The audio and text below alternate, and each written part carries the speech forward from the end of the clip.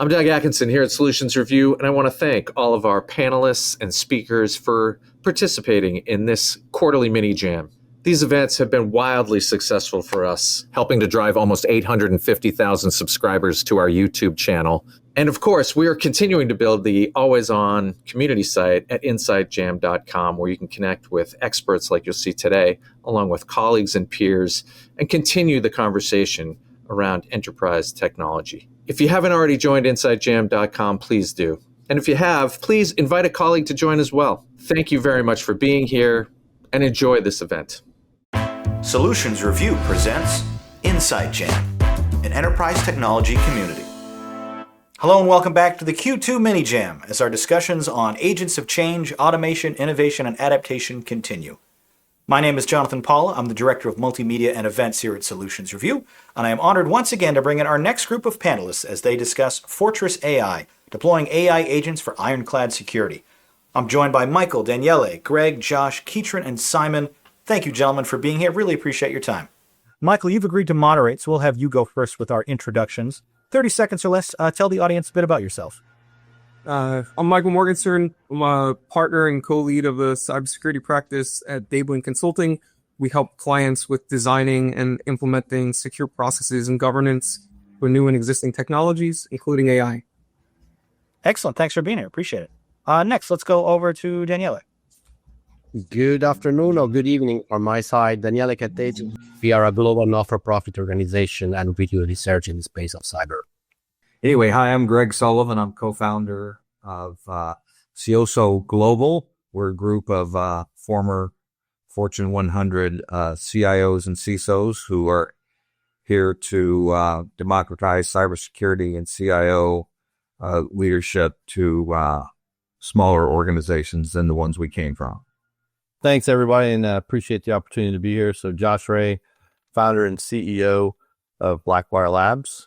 We've created an agentic AI trusted cybersecurity capability to really take cybersecurity expertise across multiple disciplines, serving multiple stakeholders to the masses in a way to help them both save money and drive more efficient and execute more effectively against a ever-changing regulatory and cyber threatscape.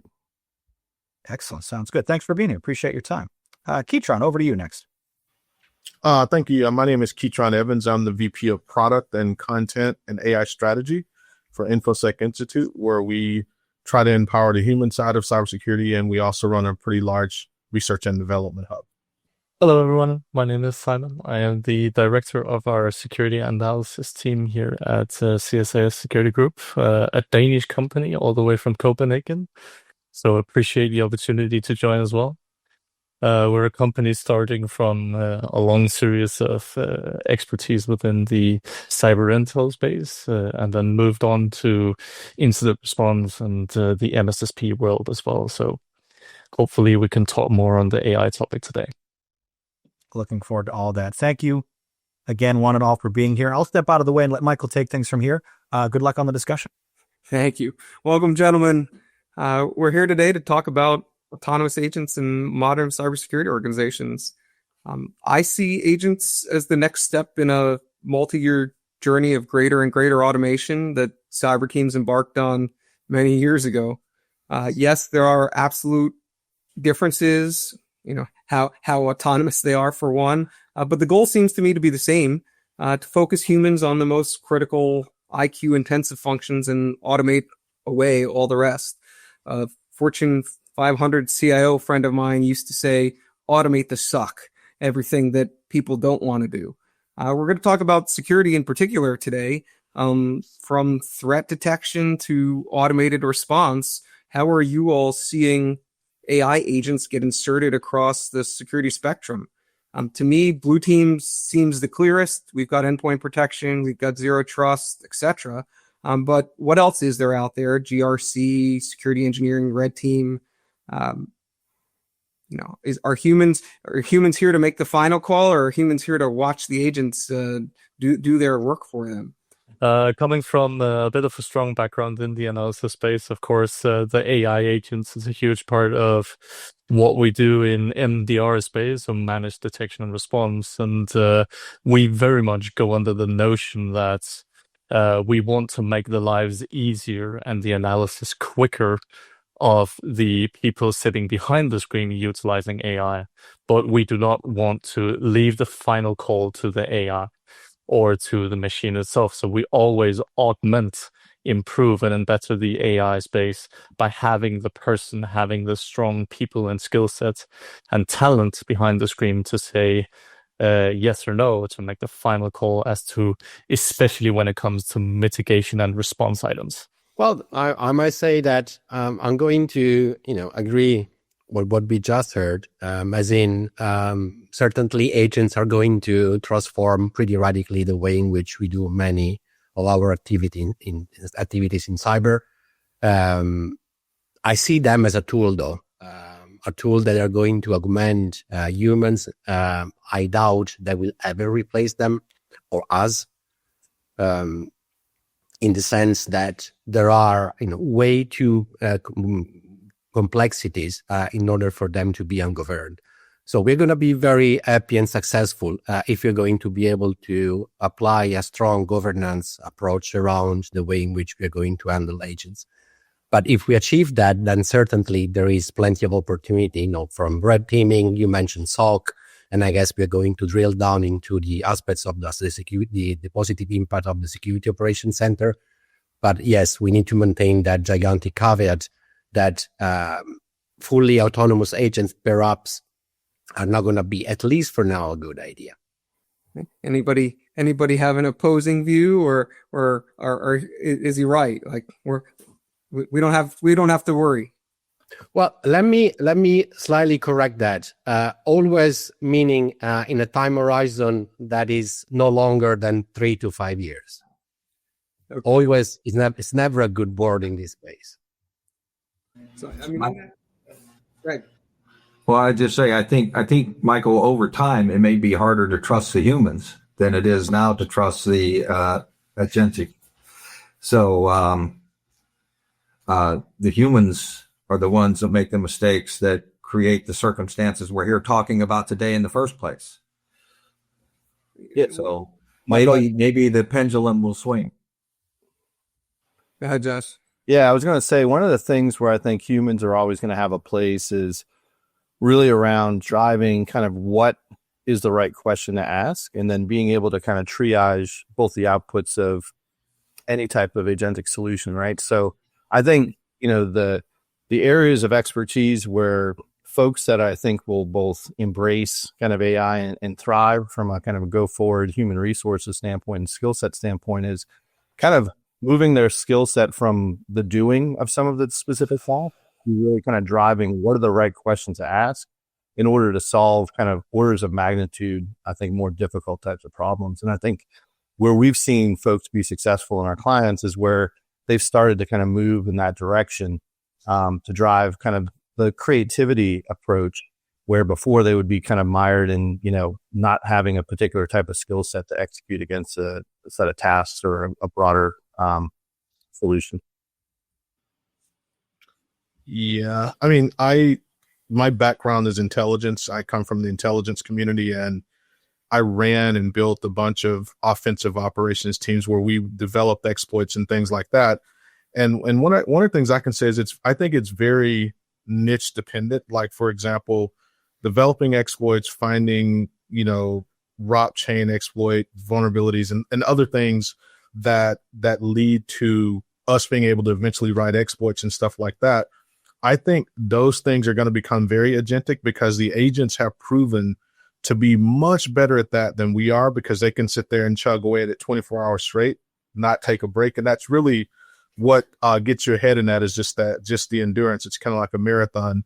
So once you give these agents the right criteria to search for, whether you're looking for memory vulnerabilities or other things that you might be able to exploit, I think we're seeing an acceleration in that process. But also another important piece of that is we're seeing somewhat of a leveling, because traditionally those of us that are on the white hat side, the good guys, we kind of lost or been behind in that effort because we don't have time to sit and do that 24 hours a day.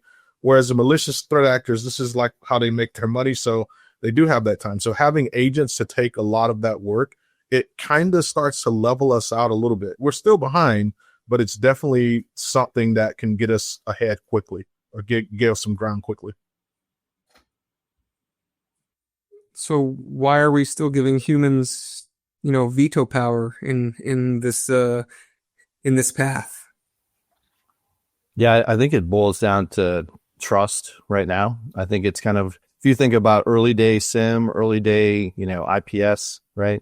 Where, we had to be very much in the loop of a lot of these types of things. That's kind of where we are, I think, on this particular journey from an adoption standpoint as it relates to leveraging AI effectively, especially from a cyber defense standpoint. There used to be kind of the security engineer when the new SIM would come into the environment, and he would have his own set of tools, and he would be very much marrying kind of the output of his own custom tools versus, the new SIM that's come in. And then once he figured out that he couldn't either keep pace or the SIM was actually outperforming him, he was able to move on to other types of things like orchestration. And then SOAR came out. So we're kind of seeing this kind of progression as, expertise is continuously being integrated into product set and tools. And I think we're probably going to see something very similar, except exponential growth on the AI side. Well, to your point on the reason why we are still giving to humans veto power. So if we go back to the early days of cloud, it seems that everyone, especially those that were early adopters, thought, why not everyone else is not using cloud? Why there are people so worried about the adoption of cloud? It took eventually over 10 years, if not more, to get cloud computing to prime time. I guess that's kind of natural with any technologies. There is a necessary learning curve. And I guess that even if the speed at which Gen AI and then now agentic AI is popping on our radar and within our organizations, there is still a lot to be learned and to be investigated. The initial use cases that we have seen so far are extremely encouraging, but I guess that we are all aware of the possible consequences of dealing with a technology that we know that we cannot fully trust. In many cases, we are looking at a black box, and trusting a black box is never a good idea. So I guess that up until we don't get to the point where we establish clear mechanisms to identify what we can trust and what we cannot, and what are those governing mechanisms that we need to put in place, I think is going to be kind of a slower adoption pace. And risks, in my opinion, are real. I mean, are not just kind of me being too worried about something. Is that those are concrete, especially if we look at the very fathers of of Gen AI. I was listening like yesterday at Banjo discussing about how it's not a good idea to have a fully autonomous agents ever. I think he got a point in a way that there are specific vertical applications for them, but having fully autonomous agents that are going to replace human decision and making process, I think it's not necessarily the best move forward at this point. And I take fully on board what Keaton was saying about the speed and the volume that at which they can operate, the volume of information they can process. Nevertheless, that is not, in my opinion, a good excuse for getting rid of our own accountability.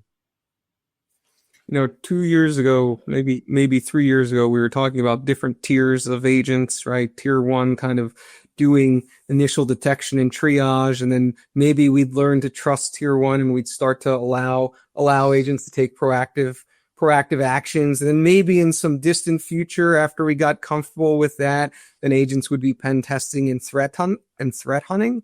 I mean, like, I remember having this conversation 2 years ago. I mean, CrowdStrike Falcon on an NVIDIA GPU is doing threat hunting today.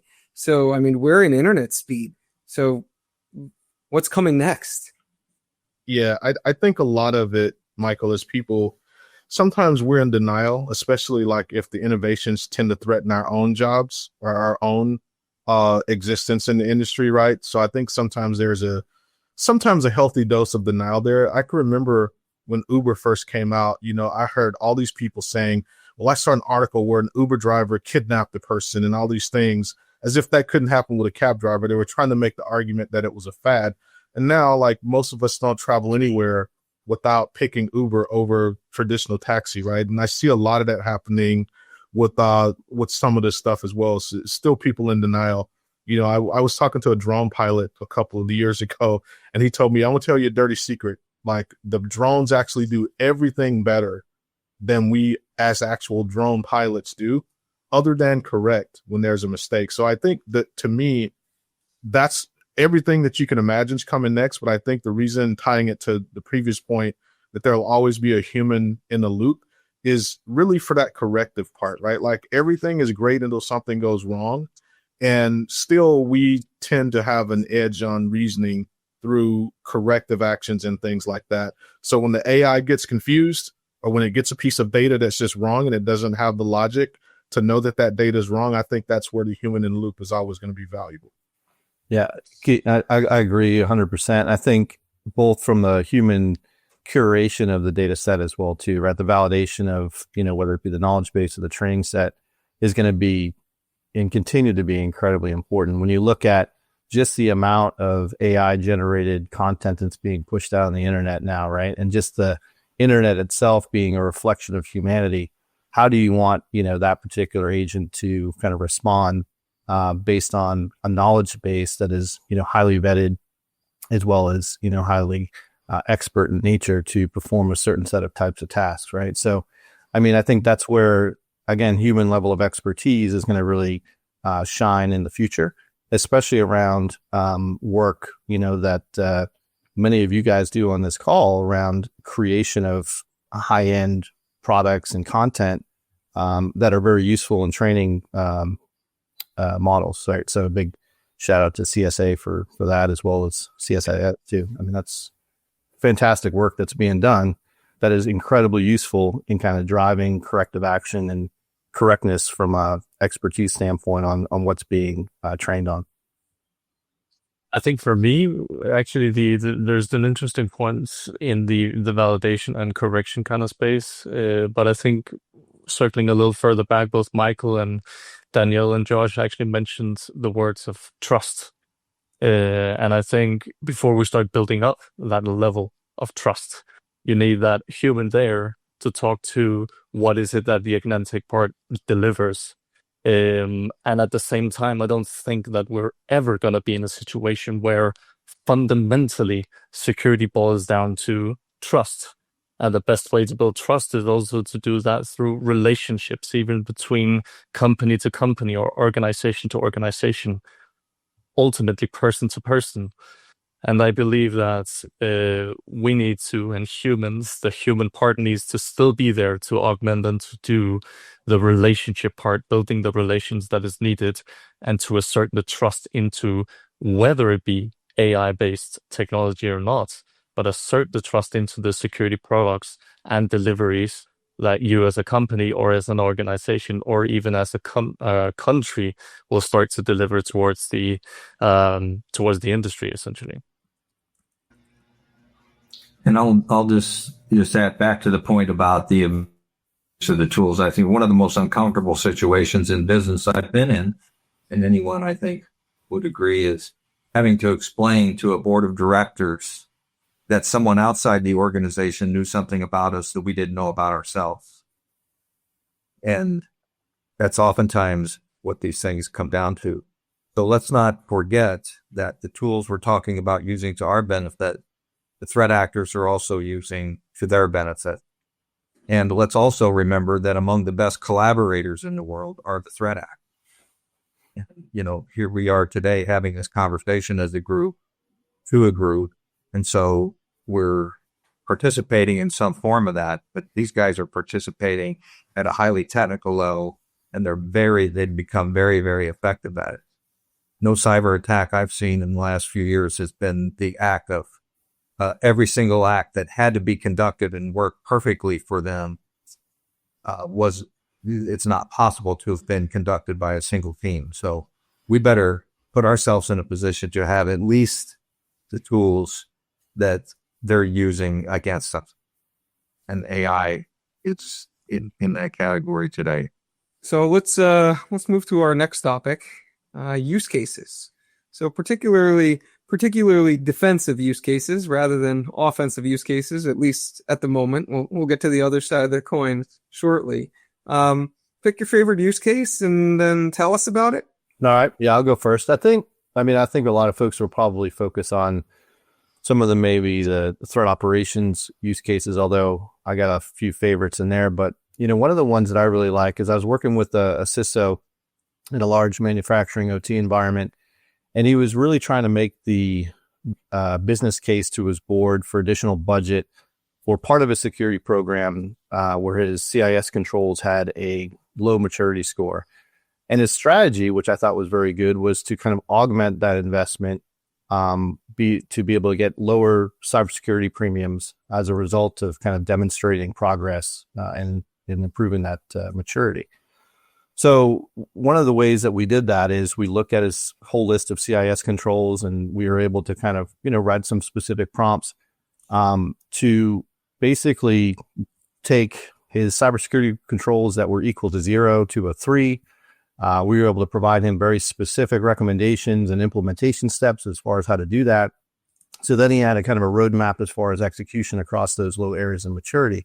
Now that's very interesting and helpful, and told us that probably saved him about 160 to 200K in consulting dollars. But what was ever more useful is we were able to take his cyber insurance application and cross-reference the things that the insurer cares about with those controls then. So he had that Venn diagram specifically of the 5 or 6 specific controls that he needed to focus on to satisfy both the insurer and to kind of mature his program as well too. So he was able to take that as a very data-driven business case to the board of directors, and ultimately was able to significantly reduce his insurance premiums as a result too. So that was an interesting kind of a use case that was maybe not something that I actually had thought of initially, but in working with our client, actually drove a really positive outcome for him. Yes, where to start on use cases, because the way I see it, there's a vast pool of use cases to pick from, hence making the question worthwhile. But at least for me, one of the major use cases that I see is basically within the detection products that we see out there. So the ability to present, aggregate, and somehow collect all of the information, especially in the network segment, actually. All of that huge pools of information from the network scanning, network detection response, vulnerability management, so on. That whole network segment, and funnel it down that into an AI agent that can help you strategize and help you target as an analyst. What are the threats that we are detecting here? Because when you're looking at a network segment, you have virtually millions and millions of indicators, both of compromise and just of natural stance. So definitely want to give that one a purpose, that AI within the network segment, aggregation and collection of information to speed up the process of managed detection response or SOC services. Huge shout out for that. And that's actually one of the places that the industry has already gone quite far in. So you can get something viable that's been tested and developed quite far along already. That's at least, that would be my number one pick now that I have to choose one. Keaton. Yeah, so I still think one of the biggest problems with cybersecurity and AI in general is always the people behind it, right? We keep talking about people in the loop. I think we're always going to need people in the loop because we always got people behind it. And that's where a lot of mistakes come from. So my best use case is we developed a system to where when people get assessed for doing jobs like threat hunting, pen testing, SOC work, whatever it is, we went and hired 100 people that are experts, 100 people that are mid-year professionals, 3 to 5 years, and 100 people that are absolute beginners, put them in a lab for a week, had them do all these different exercises based on what their expertise is, recorded that into a database, all of their activity, their decision-making, vectorize it. Now we have an assessment system to where if you want to verify yourself as a SOC analyst or a pen tester, you go through our verification system, you do all these challenges and these exercises, and how you approach problem solving, all of those things are tracked against that massive database of expert beginners and mid-level professionals that did that. And we assess you, the AI assesses you based on that. So we have people coming in saying they've got 10 years experience doing SOC analyst work or 10 years experience pen testing, but they assess at the level of someone that's been doing it for like 6 months, right? So we can show them the metrics of like, look, you know, while you have it 10 years on your resume, your operational execution looks like you've been doing it for like less than a year.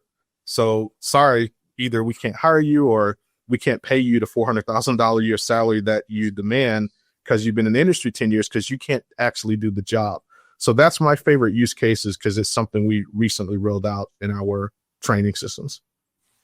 So my favorite use case always gets some interesting reactions. So I want AI to put me out of the vulnerability management business completely. Okay. And here's how I want it to do it. I want the software I buy to not have vulnerabilities in it when I get it.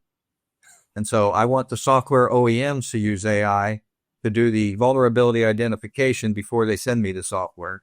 And furthermore, I don't want to be punished for using the software too long and have to pay more for that thing they call extended support. So, and it's only, the only reason I do that is because I have to in certain situations, especially when this software ends up in OT environments. Think of the world I came from in Carnival, where I had these massive ships, these massive engines and engine rooms and bridge systems. I couldn't go in and update that software. I could stop the ship. So I want the software to come without vulnerabilities in the first place. I want to be out of the vulnerability management business. I think I can't see a reason why AI can't play a role in that. What would everybody do, Greg, on Patch Tuesday, though? I mean, that would just... Well, yeah, we wouldn't have those people doing that. It's, you guys know how frustrating it is, how easy it is, and how you can never win. It doesn't matter. You could do a great job and go in front of your board and say, I patched 200,000 vulnerabilities in the last week, but 350,000 arrived. So I lost ground. Yeah, I mean, it's unbelievable. Now, we have the tools, we have the visibility, we have the information. And again, I'm talking not only about known vulnerabilities, and I'll talk later about another aspect of that this is, we're past the point where this is acceptable any longer. It has to be addressed at the source. And the source is when the software is developed. Why can't AI play a role in that? I'll buy in Greg dream, even though I suspect that we are going to keep on finding vulnerabilities here and there. And if we get rid of the standard vulnerabilities as we have seen them so far, there will be new popping up in the agentic system because they are bound to produce some sort of vulnerability anyway. I agree. I think, Greg, your dream is closer than you might realize because goes back to the very first thing I said, which is we have agents now already scanning software, constantly looking for those vulnerabilities, including finding 0 days. And I think the challenge we've had traditionally is, you know, we find 0 days on the white hat side as well. Microsoft finds 0 days in their product. They're not all found by, you know, the bad threat actors. The problem is most of them are found by bad threat actors, which means we're still behind. So I think using agentic AI to find those vulnerabilities proactively, you know, to write those 0 days proactively on the white hat side, I think that's going to get us close to your dream. I'll take the other side, because even if your dream isn't as close as we all want it to be, yes, we want it to be there. My favorite use case is the opposite side of that coin, which is patch management gets a heck of a lot easier with with agents, right? Agents that can go look at previous configurations and say, some human said I'm allowed to patch in this configuration. This new patch, this new workaround looks like that old one. Suggest it to the human and get approval. Eventually just do it autonomously. And that is going to cut out a lot of the toil that security teams need to deal with. Especially around patch prioritization as well, right? When you're understanding kind of what's actively being exploited, is there proof of concept available? How hard is it to exploit that particular vulnerability? Because, let's face it, there's a lot of vulnerabilities that show up in that, in that line item that are never going to get exploited, right? So where do you spend your time and how do you spend that time is really, to your point, Michael, I think, going to be probably the most immediate place where we're going to get some of that relief. Yeah, I mean, it's an interesting change now from what used to be automation, where we could scan the infrastructure, figure out where we want to patch, and write an automation in order to deploy that patch over the greater infrastructure. But you still needed a human to then write that automation. To now, you don't have to, right? Now, an agent will be able to say, "Hey, you did this last time and approved it. This looks the same." We as the agent will figure out how to deploy it. So, I mean, to me, that's exciting. It's a little bit scary, right? Because some of it's going to get done in ways that are going to introduce new vulnerabilities because we didn't confirm, check, recheck, sandbox, fill in the blank. But okay, so at least all of us on this call are going to have employment for the rest of our careers. Daniele, we missed you. That's for sure. Unfortunately, that's for sure.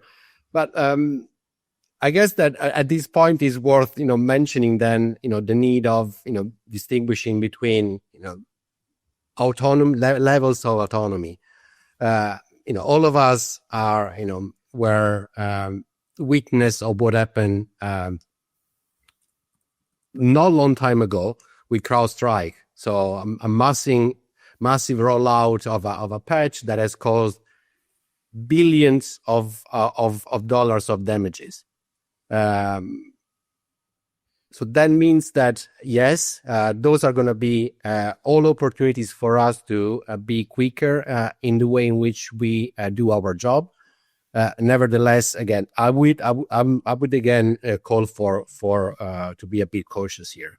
Now, talking about use cases, I mean, all the one mentioned were like pretty much spot on. And certainly everything that has to do with, big volume of data, velocity and diversity of the input is going to benefit from automation. Perhaps a use case that it wasn't necessarily mentioned is the one on compliance, which I don't claim to be my favorite, but that is another space where there is a lot of unnecessary repetition, a lot of manual work, a lot of opportunities to include automation and include like agentic workflow in order to make sure that we are properly testing and auditing our systems and demonstrating compliance. But again, I will call for being cautious concerning the level of autonomy that we are going to attribute to our agents. Strategic agent interaction with SIM, with SOAR platforms, with EDR and XDR, identity management, right? It's enabling all of this enhancement for threat detection and response capabilities. But what about accountability? Who's responsible when these systems make independent decisions? As particularly in a world where responsibility over the decisions are becoming increasingly relevant, right? And it's a cycle. As we adopt more tools, we care more about accountability. As we care more about accountability, we're adopting tools which tell us about accountability, and away we go. Keytron, when your SIM or your SOAR is independently making a decision, who owns the outcome? Well, I mean, I think it's always going to be the business, right? And today that mostly means CISO or CIO or somebody sitting in that seat, and how you manage it this is where they have to be absolutely keenly focused on having proper AI adoption strategy when they adopt AI into their security workflows and things like that, to where that accountability and that responsibility matrix is mapped out And that's some of the biggest flaws I've seen with people bringing AI into their security infrastructure and their security processes, is not thinking about a strategy and not thinking that through to where an incident happens. And now the ownership of a decision that was made is somewhere buried into some AI algorithm somewhere, and nobody knows how it got made. So I think that's where the leaders in the security organizations have to be very, very focused on making sure they have a proper strategy for when they adopt or when they bring in AI-driven products, and how they're going to map that responsibility matrix, because that is becoming a bigger and bigger concern. It's almost the same as what happened when we first all went to cloud, right? Like, we saw billions of dollars of savings. That's what we all stuff to cloud. And then like incidents started happening, and it's like, well, wait a minute, is that Amazon's fault or Microsoft's fault, or is it ours? Where's layer 2 exactly start? Like, what, like we were struggling to understand the technology because we adopted it wholeheartedly before we understood it. And I think we need to make sure that at a leadership level, there's clear strategy with the adoption of AI into our security processes so that we can map those things out. So, Michael, if I may interject, I fully agree with Keaton that definitely is going to be a matter of, of having in place the right strategy, having in place the right governance structure. There are, though, in my opinion, some clear technical limitations at this point. Because when we talk about accountability, as Keaton said, then we need to refer back to who is responsible for what. And in order to identify who is responsible for what, you need to have a clear understanding on the distribution of the actions that are assigned. At this point, I don't think we have the identity and access management approach that we have used forever. I'm not sure that is going to scale properly for the agentic AI case. The level of complexity and the fact that we are in presence of potentially autonomous actions of which we can lose control of, it poses certainly questions about how we shall revisit that approach on identity and access management. First of all, what is the identity of an agent to start with? And how are we going to deal with some agents that are going to be as ephemeral as a cloud workload in certain cases? So there are, in my opinion, very hard questions that are still open out there, which it doesn't mean that we shall not using or implementing agents, but we should be very cautious in the way we are gradually implementing them in our organization. And perhaps the main point I want to make here is that the need of that step-by-step approach. Moving into an approach of agentic AI and going fully autonomous, to me, is foolish. There is a need to get your team and your organization adapted to the new reality in a way that you can slowly understand what are the possible limitations, what are the additional risks that inevitably we're going to be facing by adopting such an incredible technology, which nevertheless has some attached risk to it. Hey, Michael, just one quick point on that, and definitely Danielle and Keaton, I totally agree with what you're saying. I will just put a small little but in that statement, in the sense that there are some very pragmatic types of things that organizations can do now, just from a QA standpoint, regardless of kind of, looking at the output or whether it's signature based or whether it's more assessment based type of research or outputs that are created. Because I don't think where we want to be as a society or even as, operators is kind of this bureaucratic approach where security becomes kind of the department of no, right? Every business is getting downward pressure to adopt AI. Security is typically an overhead function, and almost every organization needs to be able to demonstrate kind of in a business sense how they're leveraging it to be more effective and efficient. So the only caution that I will add is, being able to demonstrate, at least in small pockets, areas where they're leveraging AI effectively, for certain type of use cases. And the accountability is really on kind of the CISO, yes, but I think the offset in, as far as the efficiency gains across, some of these disparate use cases makes some of that risk very worthwhile. Greg, are we building a security ecosystem or an AI decision hive that we can't fully oversee? Yeah, so my vote is security ecosystem. I think we have to figure out how to oversee it. I don't think we have a choice. As I said earlier, the threat actors have these tools and are effective at collaborating and using them. We've got to be as good or better than them. So I think we have to figure it out. That's why we're having these conversations like this. It's why we need to keep having these conversations. We need to keep sharing what we learn as we learn these things independently. We need to keep talking. Thanks. Let's we spent the first 35 minutes on defense. Let's go to the other side. As fast as we're learning to use AI to defend our systems, adversaries are using AI or learning to use AI to attack our systems. I don't even know where to start here. If you can jailbreak your agent, is it defending the system? You know, if we can use agents to scan and attack, I mean, we're talking about a pace that's been impossible in the past. Simon, like, are we pushing water uphill on the defense side? Well, I mean, one of the things that we definitely are experiencing, and one of the very first sort of attackers' use cases for AI has been phishing, right? It's one of the things that we consistently talk about, but we're almost getting tired of talking about. But definitely phishing is one of the cases where adversarial AI has supercharged the attackers and the attacks, especially in terms of volumes.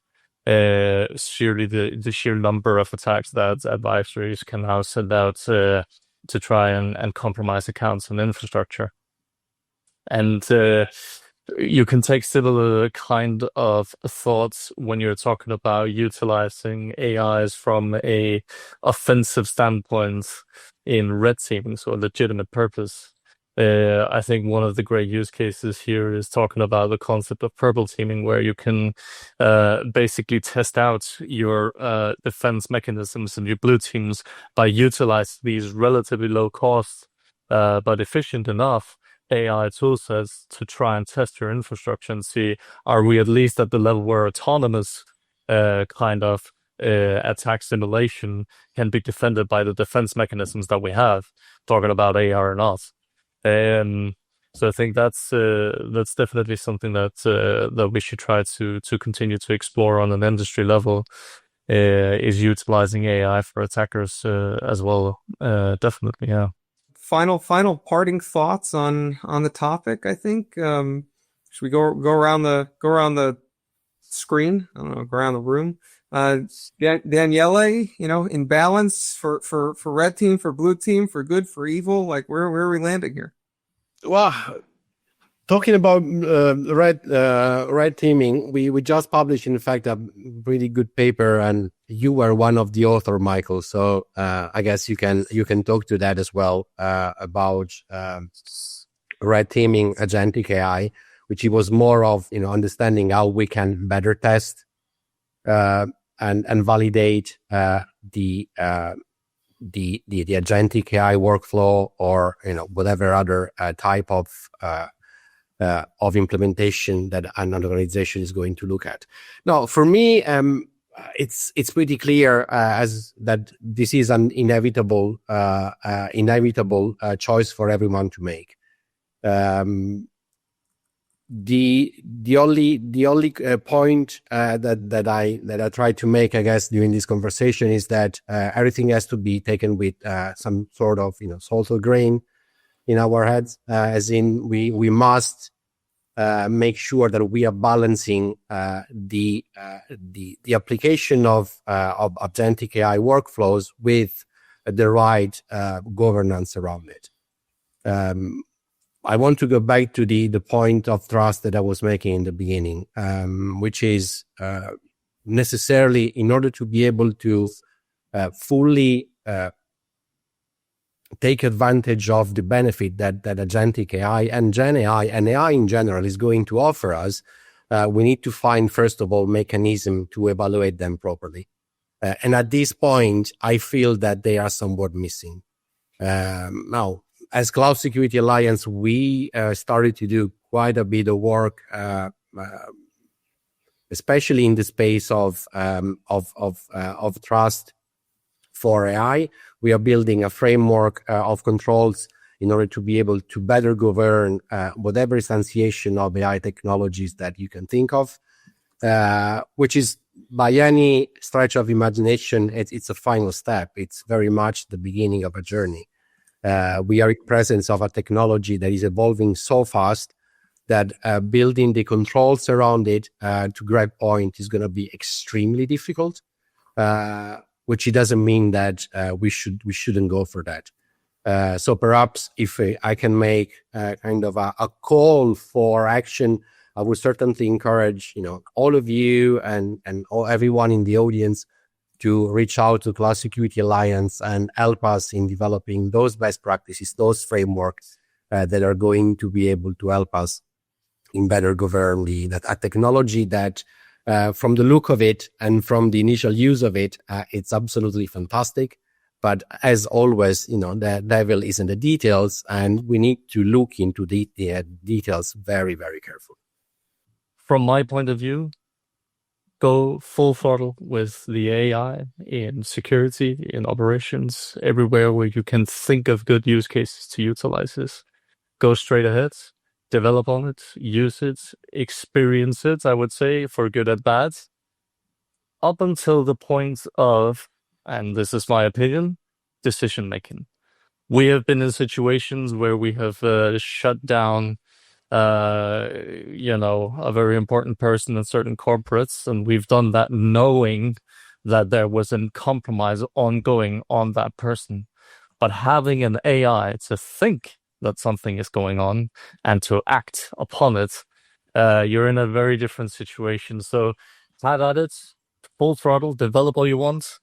Up until the decision making, please make sure to vet and validate. I think that is prudent in the time that we are, and in the honestly current development of AI machinery and agnostic sources out there. Yeah. Thanks. Keytron? Yeah, I would just say, Echo and Simon, go forward, experiment, find what you can. I've won several, millions of dollars in innovation grants through AWS and others for Gen AI projects that I stood up. And what I would say is focus on the problem that you want to solve and then find a way to use AI to solve it versus just focusing on putting AI into something, right? Or using AI. Think about your problems, identify your problems or the industry problems that need to be solved, and come up with ways to use AI to solve those problems or make the solutions that we have better versus just wanting to put AI onto everything. And I think you'll get far with that approach. Thanks. Josh? Yeah, that's echoing a lot of what's already been said, but kind of taking that AI first mentality, but in the sense of how it's actually going to really affect from a skills building standpoint, right? So what I mean by that is getting really good at thinking about what are the right questions to be able to ask, to really decomposing a lot of the different problem sets that you're trying to address, and kind of interjecting, as Keaton mentioned, where within those kind of areas you can drive AI to drive efficiencies. From a decision-making standpoint, I think it's already been said, but we really need to get to that point where the AI is making strong recommendations, but that are very much data-driven and also highly transparent in the way kind of it's coming about those decisions. And that's even from, sourcing all the way down to kind of the data that it's being trained on as well too. So all of these are kind of actually traditional, intelligence tradecraft kind of approaches as far as source evaluation all the way up to the decision-making process. And Greg? Thank you, Josh. Couple quick ones, real.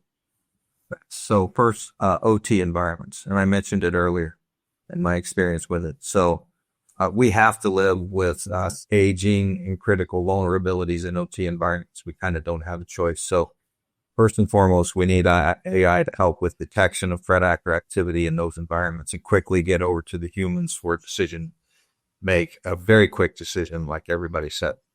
Secondly, we often I see organizations overlook the vulnerabilities in the software they develop themselves for customer use or internal use.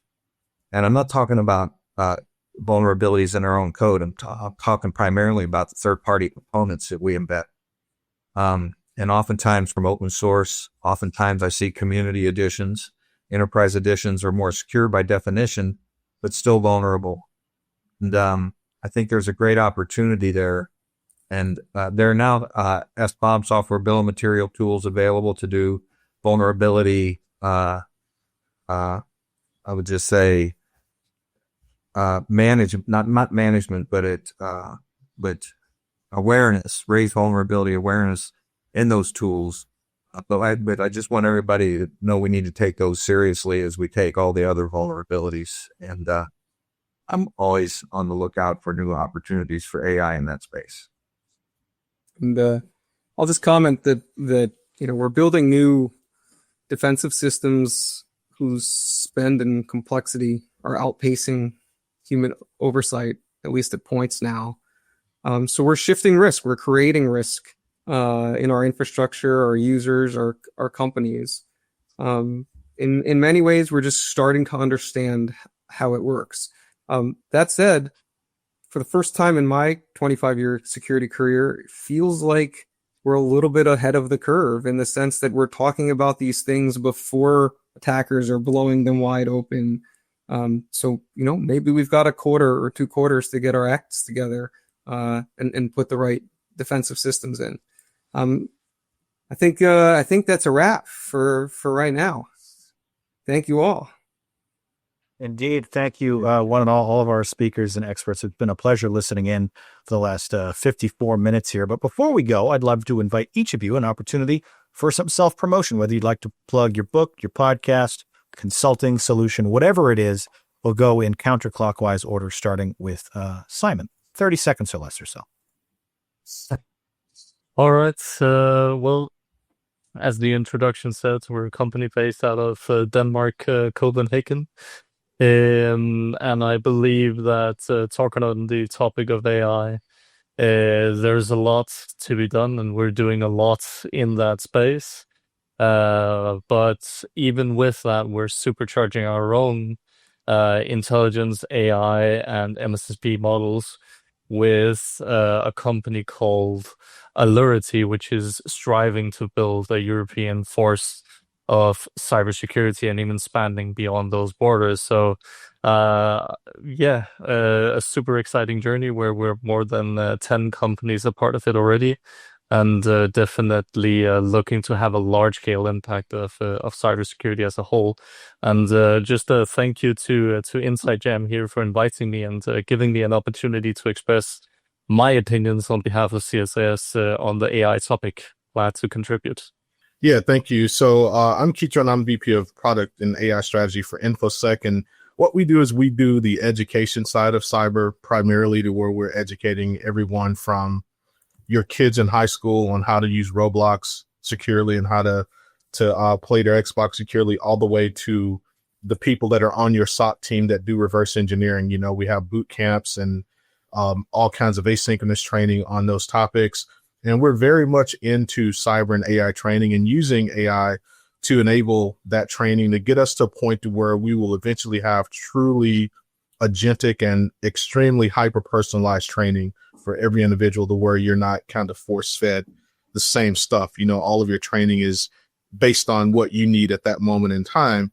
And we're using AI in interesting ways to collect information from you about how you learn, and then feed that into a feedback loop to dictate like how we're teaching you as you go along your cyber or AI learning path. So interested in sharing that with the world, and we think it's going to be world changing. Yeah, I'd like to send the audience. Well, first of all, I'd like to say thanks to Insight Jam. I mean, this has been an incredible conversation. Very grateful for the opportunity. Blackwire Labs, if you're looking for capability to really enhance and be that force multiplier for your cybersecurity organization, whether it be governance of risk, threat intelligence, operations, all the way down to security engineering. We've created a cross-disciplinary cybersecurity advisor that's created based on human-curated expert sources, both public and proprietary, and then reinforced by a proprietary technology we call TrustWire, which instantiates those sources on the blockchain. So you have full auditability and transparency of the outputs as well. So I would say that if you're an organization that's struggling to keep pace across, a variety of different threats, vulnerabilities, governance, we are definitely here to help. We're here to be kind of that human augmented types of capability, again, to address multiple disciplines within your organization and use cases across stakeholders ranging from your board, senior level security, non-security executives, all the way down to your security engineers as well too. So Blackwire Labs, we are really focused on democratizing cybersecurity skills capability to really make society a safer place. Excellent. Well said. Greg, over to you. 30 seconds or less. Yes, thank you very much for including me, and thank you very much for bringing us together. So we are CIOSO Global, CIOSOglobal.com. We are, as I mentioned earlier, a group of former Fortune CIOs and CISOs that are at later stages in our career, but still willing to contribute and help close the gap between the massive gap between the few thousand cybersecurity leaders in the country and the tens of millions of companies that need that help. So what we do is we take cybersecurity and IT resiliency and put it in the language of risk management. And we help you understand, help you explain to your leaders and your boards why you're doing what you're doing and the resources that you need to do those. And we help them understand what you should be doing and the help they need to provide to you to do that. So we try to bridge those gaps. Excellent. Thank you, Greg. Daniele. Thank you so much for having me, and it has been a very, very, very pleasant conversation. Cloud Security Alliance, as I said in the beginning, global not-for-profit. We do mainly research and training. Despite our name, we do not provide only research in the space of cloud security. We have been launching about 3 years ago an initiative on AI safety, and we are now working very hard with the rest of the community to build the best practices and the framework that are going to guide the safe adoption and implementation of AI technologies. So I would like to again invite everyone out there to join us and to contribute to our community. What we do is release free of charge for everyone. So please come on our website, download our papers, download our framework, use it, break it, and then if you break it, come to me and let me know how you did it, because we are always open to improve what we have done so far. Excellent. Thank you for joining us. Michael. Thank you to all my co-panelists and to Insight Jam for putting this on. It's always a pleasure. Enabling Consulting is a boutique consulting firm out of the DC area. We focus on the intersection of cyber, cloud, and automation, help our clients accelerate initiatives, build strategies, and figure out how to do more with less. Thank you all. This was a great conversation. All right, with that, I would like to thank our panelists again for their time and Michael for your moderation. If you'd like to dive deeper into this topic, we encourage you to join the conversation at insightjam.com, our growing enterprise technology community. Or if you prefer video content, please subscribe to our growing YouTube channel for weekly podcasts, panel highlights, expert advice, live programming, and a whole lot more. And you don't have to wait long for some of that programming because John Thompson is coming up in just a few short minutes with our next Insight Jam expert keynote when he discusses agents today and tomorrow, what you need to know now. That will do it for now. That will do it for this group. Thank you again for watching and listening. We hope to see you next time. Bye-bye. For video highlights, replays, and more, visit insightjam.com.